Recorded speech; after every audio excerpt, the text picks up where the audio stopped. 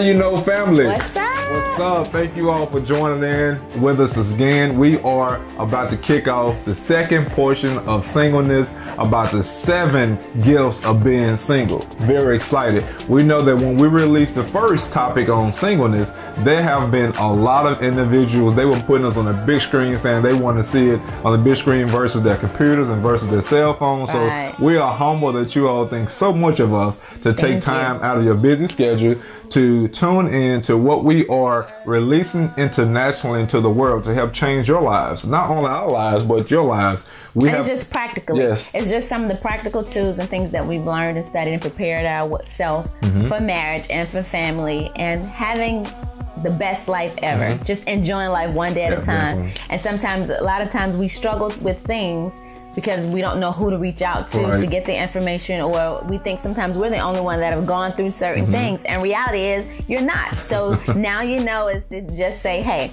you are not the only ones going through things in life. We have gone through things, others around you have gone through things, and we're going to discuss some of those things to help you in your everyday life. So we're getting ready today to talk about the gift of being single. So if you're ready, get ready. Because if you didn't know, now you know. Well, I guess the first part we want to talk about, there are 7 key things in this book. And again, the book is Single, Separated, and Marriage After Divorce. So we want to make sure that you all know that we're still going through this book. If you want to have information in reference to how to receive this book, definitely give us a call, shoot us an email, and we can show you how to receive this book. So there are 7 top things that you have as far as a gift in singleness. And the 7 things are your image, your function, presence, work, cultivation, protection, and the last thing is definitely the word. We want to kick off with just the image.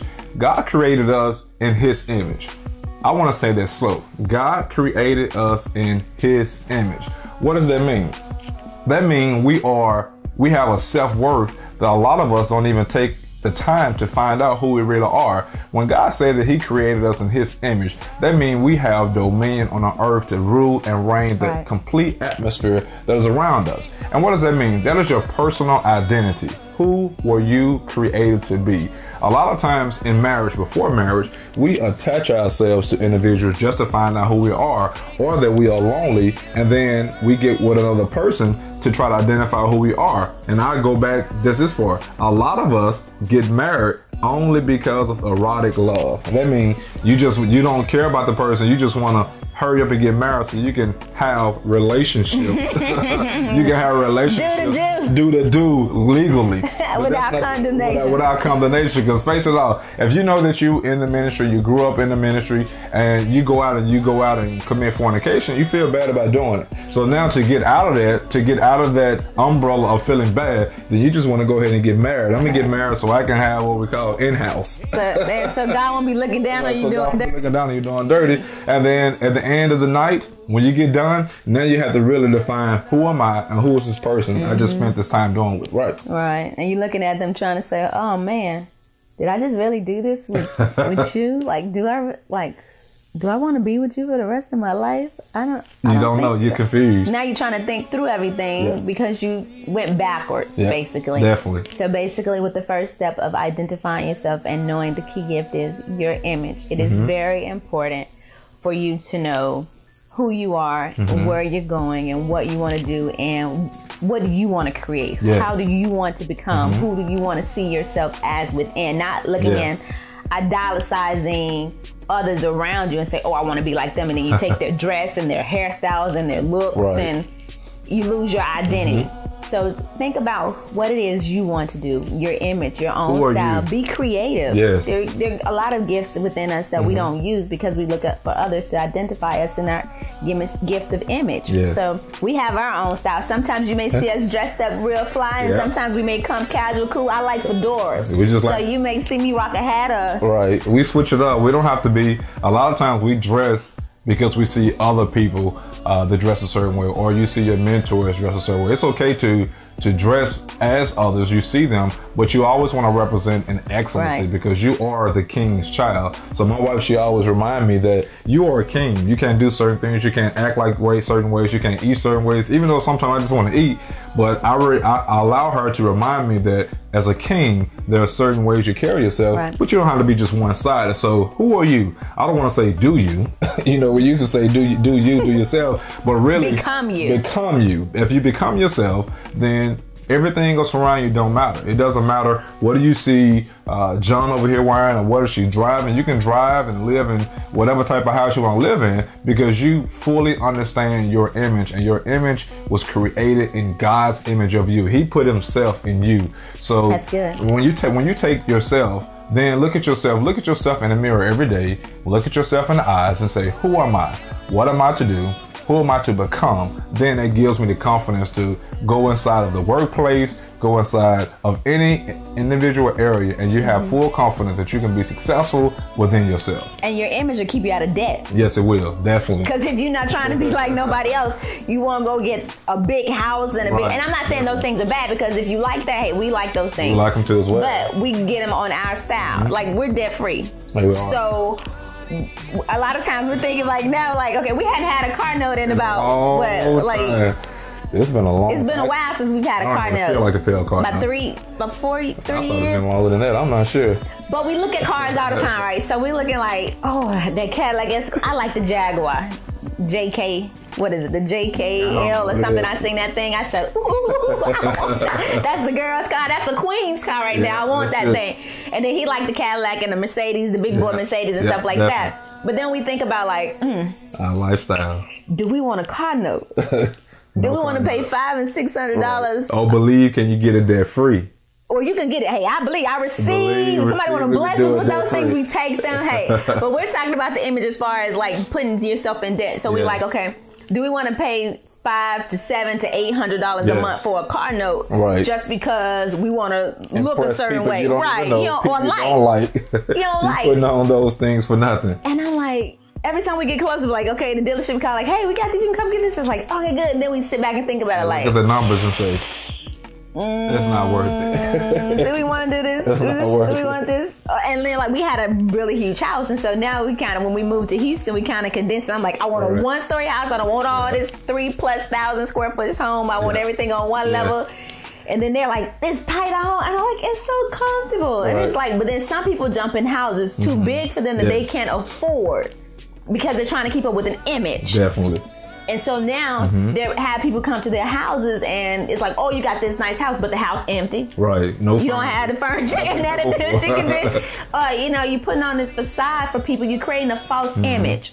And then when they leave, you realize you didn't like the people. You were somebody that you didn't want to be, and you've created a lot of debt for yourself. And you're still stuck with a note next month. And you got to pay a note trying to please people. So find out what you like. Yes. Who are you? Who are you? What is your image? When you find out what is your image, who am I created to be, at that point, then you don't care what nobody else thinks about you. Right. You can be confident in whatever type of car you drive, and you can be confident in whatever type of clothes you wear. You can be confident in who you are. You can still be excellent. You don't have to have the multi-million-dollar homes or all of the high expensive clothes. Do it if you can, but then take care of the things you have now. Right. Be in walk in excellence in everything you have now. Your dress, the house. God's not gonna bless you with a bigger house if you can't take care of the apartment, the half-room apartment that you have now. Stuff everywhere. Stuff everywhere. He can't take care of you. He can't give you a bigger car if you don't take care of the car that you have now. So all of those things wrap up around the image of God created you in His image. God is a God of excellence. Everything He do is in excellence. When you go to a king's palace is in excellence and is in order from top to bottom. Which takes us to our next gift, which is number 2, which is your function. Ooh, that's good. Your function. God created us, which was our creator, our main factor, and it is so good that He created us to function like Him. And when I think about that, functioning like Him, what did He do? He spoke into existence everything He wanted to see. He used His words to create the earth and the things in the earth. And so we are to use our words. If you want those things, then use your words. Say, I'm going to have a house like this, identify it, and speak it out and declare it. I remember we used to, when we got married, we were in, what was it, Olive Branch?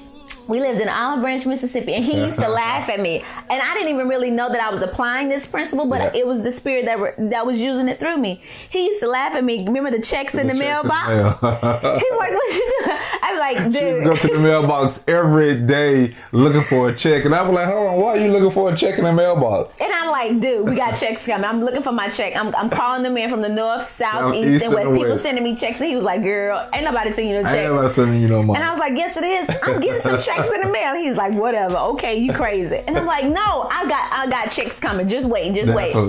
And sure enough, I was putting it off. You were trying to cancel it.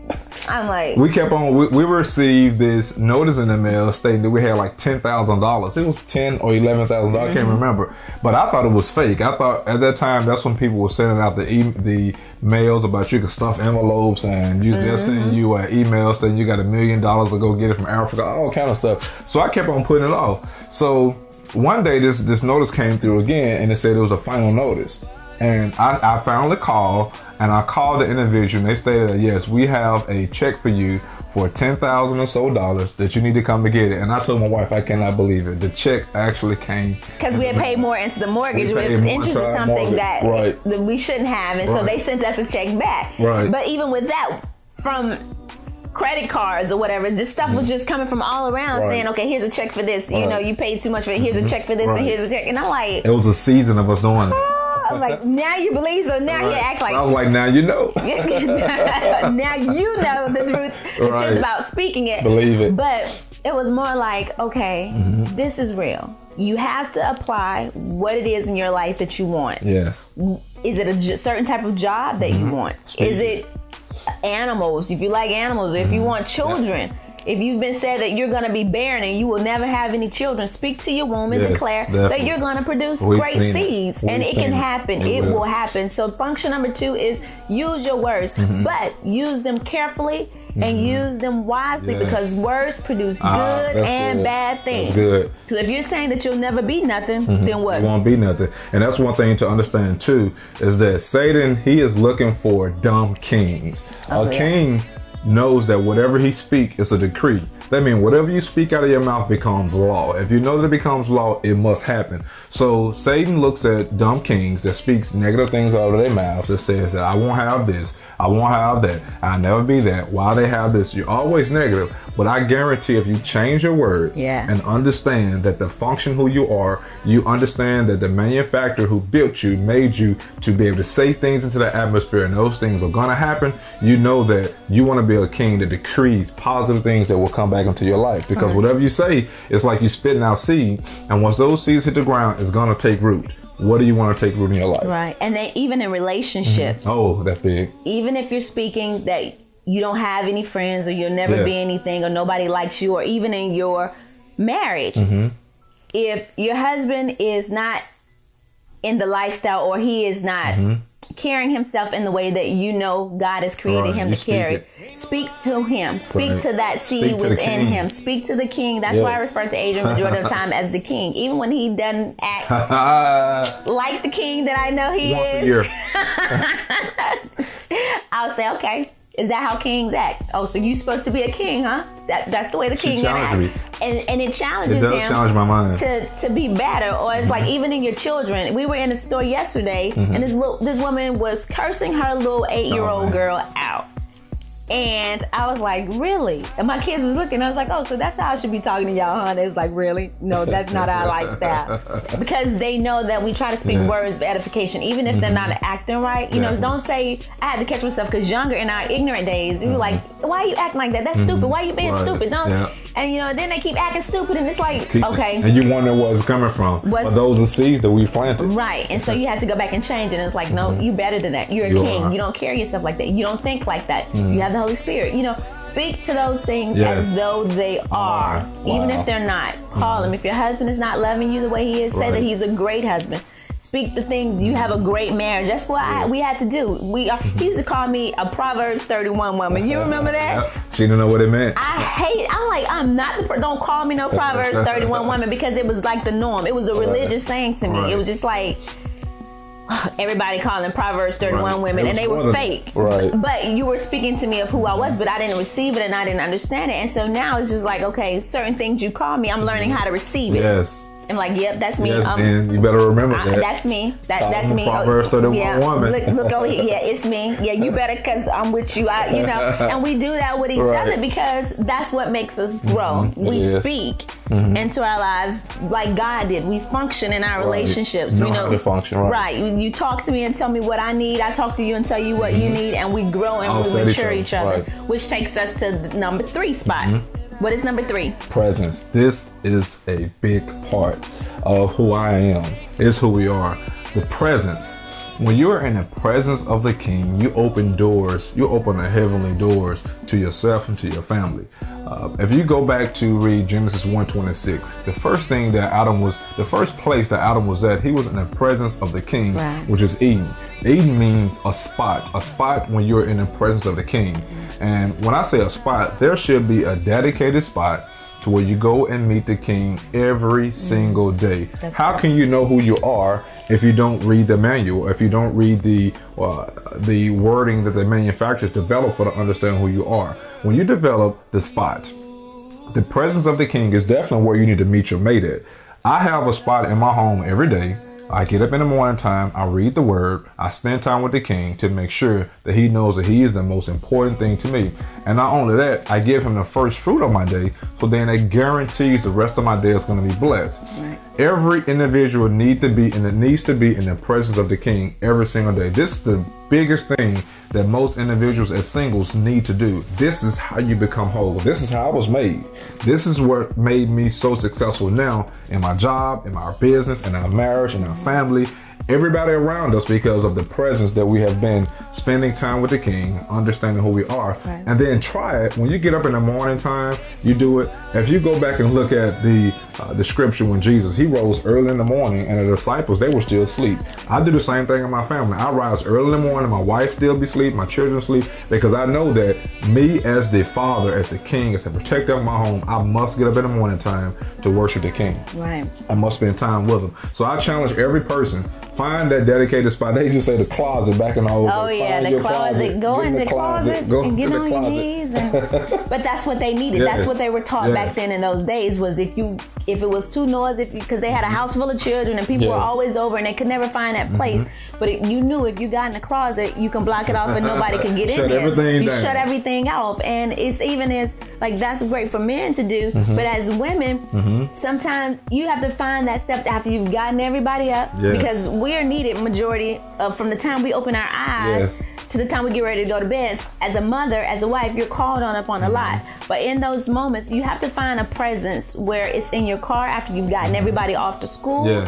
Or even what I do is, because when I open up, I can get up early and all of that. You know, I hadn't made it there yet. And I'm not going to put that pressure on you women to say, get up, everybody's different. I'm not going to say wake up at 4 and 5, 6 o'clock in the morning. That works for me. To get your praise on and prayer on, you know, do your schedule. I don't know your schedule. And that's what's wrong too. A lot of people put a lot of pressure on people to say, what works for me. You know, get up at 5, 6, 7, 8, 9, 10, 11, 12. And then you crazy because you're trying to fit everything. It goes back to do what works for you to get in the presence where God is speaking to you to get in the presence. So when I opened my eyes, I heard a great lady once say that, you know, when you wake up, say good morning, God. Whatever happens if your kids woke up and never say good morning to you in the morning time. I would never forget that I heard her say that. And it was just like, wow, when I get up, if somebody's pulling on me, if you know your husband want a hug and kiss and your children want food and they're looking at you, before you can do anything, I open my eyes and I say, good morning, God. Thank you for waking me up and thank you for this day. And then I'm up and then I'm able to do what I need to do. But I created that spot, even if it's for 10 seconds or 5 seconds or whatever.